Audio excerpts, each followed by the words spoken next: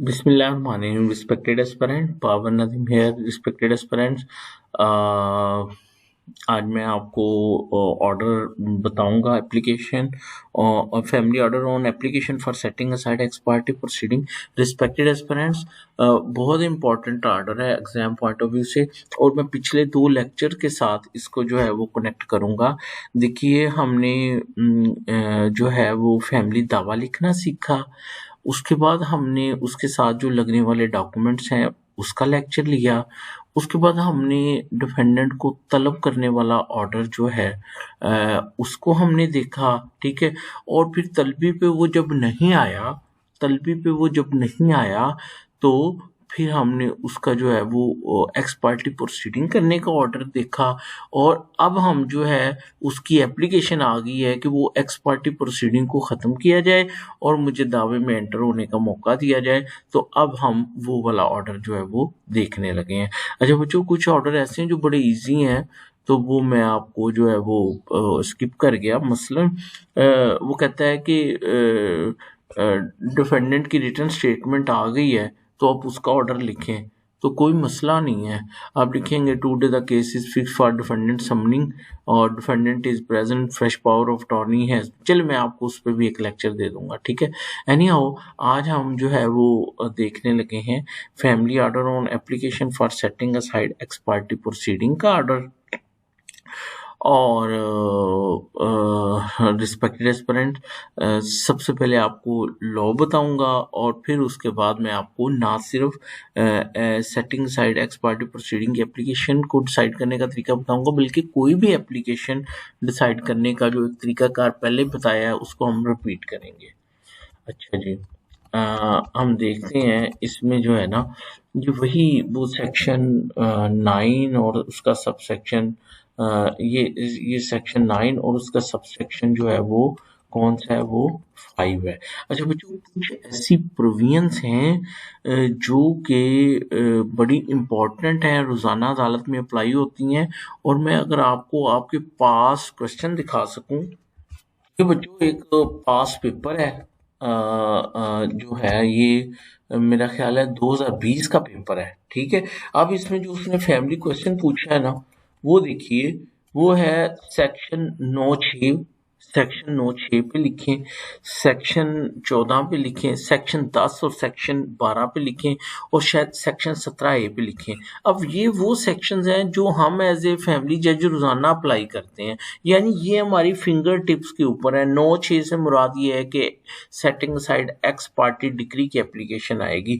तो मैं अपने लेक्चर में बताता हूँ, जबकि ये बड़ा इंपॉर्टेंट है, या जो मैं आपको ऑर्डर लिखना बताता हूँ समझ लें कि आपने उसकी रेलिवेंट प्रोविजन को भी जेन में रखना है। और वो रेलिवेंट प्रोविजन को जेन में रखने का जो तरीक़ेकार है वो ये है कि लॉ को एक स्कीम के तहत पढ़ें। मसलन अभी जो हम पढ़ रहे हैं, आप देखें कि सेक्शन 5 कहता है कि जुरिडिक्शन कैसे कंफर होगी फैमिली कोर्ट के ऊपर, सेक्शन 6 कहता है फैमिली कोर्ट बैठेगी कहाँ, सेक्शन 7 कहता है कि दावा कैसे दायर होगा, उसके साथ डॉक्यूमेंट कौन कौन से लगेंगे, फिर सेक्शन 8 कहता है कि डिफेंडेंट की तलबी कैसे होगी, फिर सेक्शन 9 कहता है कि जो डिफेंडेंट अगर आता है या नहीं आता तो फिर कोर्ट क्या करेगी। तो इस तरह से अगर स्कीम के साथ याद रखेंगे तो वो आपके लिए बड़ा इजी हो जाएगा उसको याद रखना।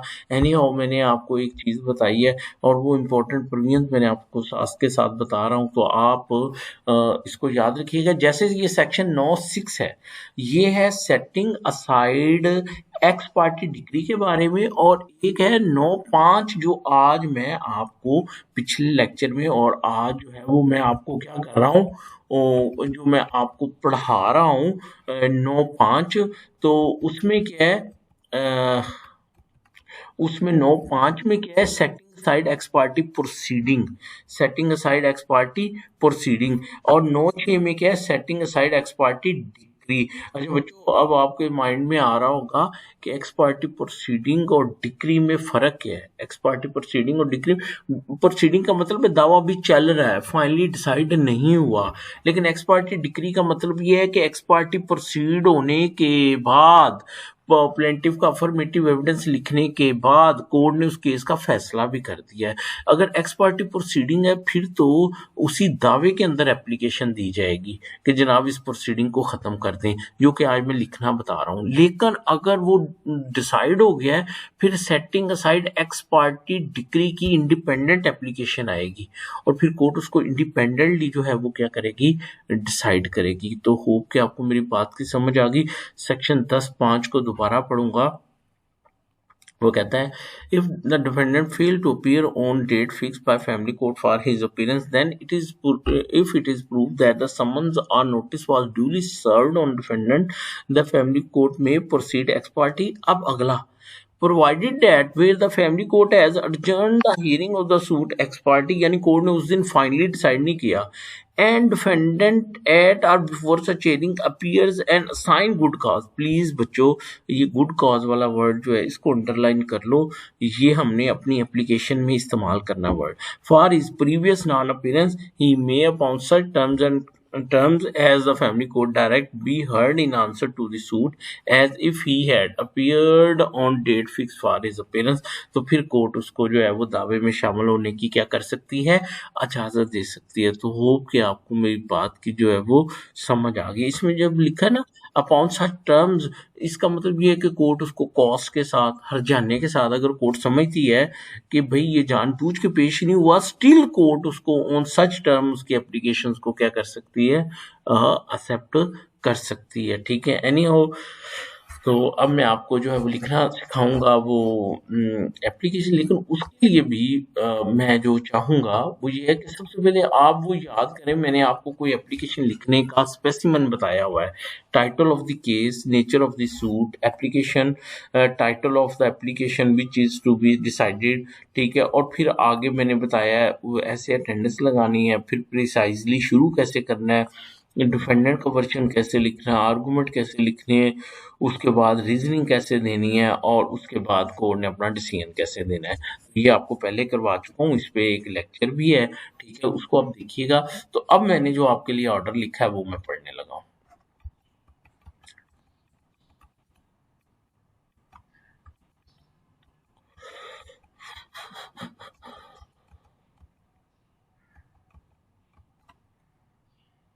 ये देखिएगा उसी तरह जिस तरह उसमें था ना, वो क्या कहते हैं जिसमें वो ऊपर कह रहा था कि टाइटल ऑफ द केस बताएं।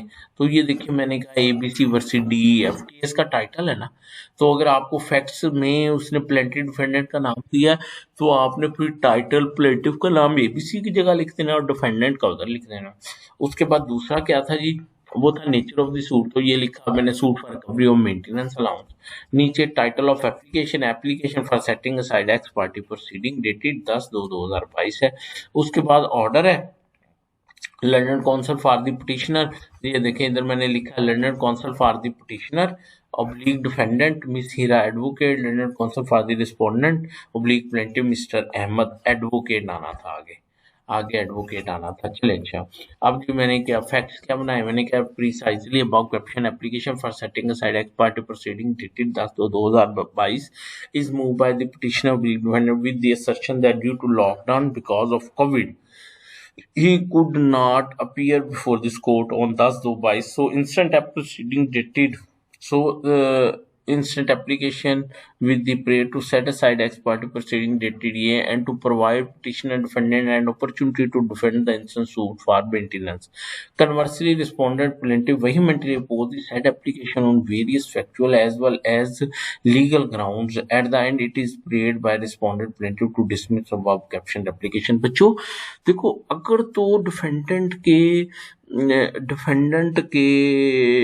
जो दलाइल हैं वो उसने प्रोपोजिशन में दिए हैं, या आप समझते हैं कि जिन जिन ग्राउंड्स के ऊपर मैंने रिस्पोंडेंट की फेवर में एप्लीकेशन का फैसला करना है, फिर तो वो आर्गुमेंट लिखने की ज़रूरत है, यानी उसकी एप्लीकेशन। अदरवाइज ये वाला फिट स्पेसिमन याद रख लें कि इसी तरह ही आपने बस लिख के आगे चले जाना है कि रिस्पोंडेंट प्रिंट वही मेंटली अपोज द एप्लीकेशन, बस इतना लिख देना आपने। ठीक है मेरी बात समझिए। लेकिन अगर उसका वर्जन भी लिखना है तो वो फिर परफॉर्मा देखें, उसमें मैंने बताया है, ये देखें plaintiff vehemently both side appellate by submitting written reply with the contention that आगे ये रेड वाला देखें, अगर डिफेंडेंट का कोई वर्जन है तो लिखना शुरू कर दे। समझ आ गई मेरी बात की? ठीक है, अच्छा जी, तो ये हो गया। अब आर्गुमेंट रिकॉर्ड प्रूफ, अब मैं लिख रहा हूँ रिकॉर्ड, अब मैं अपनी रीजनिंग देने लगा हूँ। Record transpire that petitioner defendant has move above application with the contention that due to lockdown during कोविड-19 he could not appear on 10/2/12 before this court which amounts to a good cause for setting aside ex parte proceeding DTA. Even otherwise, it is a settled principle of law that a party should not be knocked out on technical grounds. Rather, the matter should be decided on merit. In the backdrop of above discussion, above caption application is hereby accepted and ex parte proceeding date is hereby set aside. Instant order be annexed with the main file. तो बच्चों बोलो, समझ आ गई मेरी बात की? अच्छा, confuse नहीं होना कि जैसे आपने तो कहा था एक ऑर्डर के 3 हिस्से होते हैं, किस लिए होता है और क्या, वो असल बात ये है कि ये हम अलहदा पेज के ऊपर डिसाइड कर रहे हैं, ये अलहदा पेज के ऊपर, और जो ऑर्डर शीट चल रही थी उसके ऊपर हम कौन सा ऑर्डर लिखेंगे वो भी मैंने आपके लिए लिखा है, आपको समझाने के लिए। ये देखें, today the case is fixed for argument over application for on application for setting aside ex parte proceeding dated ये, और दूसरे में वार्ड में बस separate order English of even date application is accepted. अब वो मैंने जो सेपरेट ऑर्डर है उसका मैं हवाला दे रहा हूँ। Now come of for filing of return statement by the defendant for 1/3/2022। ये मेरी ऑर्डर शीट मेन इंटरम, और जो ऑर्डर शीट चलेगी उसका ऑर्डर हो जाएगा, और वो एप्लीकेशन का ऑर्डर सेपरेट पेज के ऊपर हो जाएगा, जो के साथ लेकर आप इसके अंदर भी डिसाइड कर सकते हैं। मसलन इसी के अंदर ही शुरू हो जाए, वाइड की जगह पे आप नीचे लिखें जी, यानी यहाँ पे ये वाला वहीं से लिखना शुरू कर दें प्रिसाइजली ये वाला, तो आप एप्लीकेशन के अंदर भी उसको डिसाइड कर सकते, ऑर्डर कोर्ट ऑर्डर के अंदर भी डिसाइड कर सकते हैं। अगर कोर्ट ऑर्डर के अंदर डिसाइड करना है तो फिर ये ऊपर वाला टाइटल शाइटल लिखने की जरूरत नहीं है, लेकिन बेटर ये है कि आप इंडिपेंडेंटली एक एप्लीकेशन को जो है वो क्या किया करें, डिसाइड किया करें। और अगर आप साथ में ये इंटरम ऑर्डर भी बनाएंगे तो फिर तो क्या ही बात हो जाएगी कि उसको पता चल जाएगा, वाह जी इसको ये भी पता है कि एप्लीकेशन के बाद मेन ऑर्डर मेन फाइल में जो ऑर्डर है उसको जो है वो किस तरह से लेके जो है वो चलना है। तो बच्चों ये था family order on application for setting aside ex parte proceeding. और भी तो ग्राउंड हो सकती है, मिसल डिफेंडेंट कह सकता है जी मैं अब्रॉड था, ठीक है, या यूजुअली हमारे पास जो एप्लीकेशन आती है ना वो ये आती है, गुड कॉज ये होती है कि सर मुझे ना मेरी तलबी ही प्रॉपरली नहीं हुई, मुझे कोई समन नोटिस रिसीव नहीं हुआ, आप ये भी लिख सकते हैं। और अगर एक एप्लीकेशन को खारिज करना है, ठीक है, तो फिर आप उसमें क्या ग्राउंड दे सकते हैं, आप उसमें ग्राउंड दे सकते हैं कि आप उसमें ग्राउंड दे सकते हैं कि इसकी जो एप्लीकेशन है वो टाइम बार्ड है। कैसे टाइम बार्ड है, और इसने साथ में कंडोनेशन ऑफ डिले सेक्शन 5 की एप्लीकेशन भी जो है वो नहीं लगाई। अच्छा, अब आपके माइंड में आना चाहिए कि ये लिमिटेशन कहाँ लिखी हुई है, setting aside ex parte proceeding की या setting aside ex party decree की? वो लिमिटेशन तो जो इसके रूल्स है ना 1965 के, उसका रूल 13 देखें, ex parte proceeding or decree may for sufficient cause shown be set aside by the court on application made to it within 30 days of passing of the decree or decision। तो x party decision जिस दिन हुआ है, यानी proceeding का order हुआ है x party का, उससे कितने दिन के अंदर अंदर वो जो है वो कर सकता है, उसको 30 डेज के अंदर वो दे सकता है। तो आप लिख सकते हैं कि this defendant was proceeded ex parte on इतना, whereas instant application was moved इतना, so this application is barred by, अब जितने का फर्क निकला है, barred by 2 days, but no application under section 5 of Limitation Act has been moved in the said circumstances. Instant application for setting aside ex parte proceeding is hereby dismissed। तो you can do it, आप इसको लिख सकते हैं। इसी तरह मैं बैरून मुल्क गया था, ठीक है, इसी तरह। अच्छा अच्छा, कुछ सिंपल सिंपल ऑर्डर हैं वो फिर मैं आपको जो है वो किसी और लेक्चर में बता दूंगा। Thank you so much, comment ज़रूर कीजिएगा और प्लीज़ प्लीज़ इसको व्हाट्सएप के ऊपर जो है अपने स्टेटस में जो है वो आप इसको अपलोड कीजिएगा इसका लिंक, ताकि जो बंदा इंटरेस्टेड हो वो इसको ज्वाइन कर सके। मुझे अपनी दुआओं में याद रखना है। Thank you so much. Allah हाफिज़।